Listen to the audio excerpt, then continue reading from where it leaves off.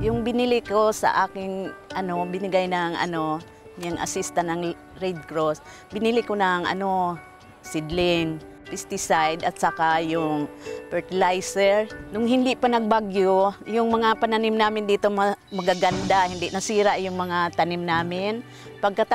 Pero pagkatapos ng bagyo, marami nang sira yung mga pananim namin, kagaya ng tanim namin ng yung vegetable, talong at saka nasira yun ng Yolanda.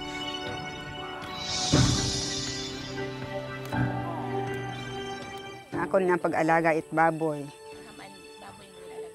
Ay do yun gintao kako niya baboy at labuhon. Question sa inyo ron niya kung paabuon ko o ibaligya naton sa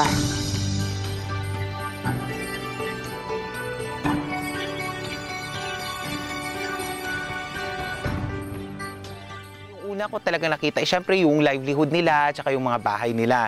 Yun yung una kong nakita. Pero nung nag-ikot-ikot ako, nag-start na yung classes, nakita ko na nahihirapan yung mga bata at kahit yung mga magulang nila is nahihirapan din sa pagtawid ng tulay. So, para sa akin, kailangan talaga nila yung tulay na ito.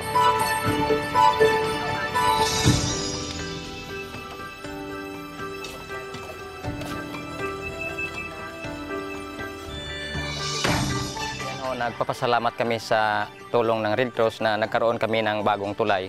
Pagkabuhayan namin na matanim kami na pampatagalan. May kape at saka ninyog at kakao.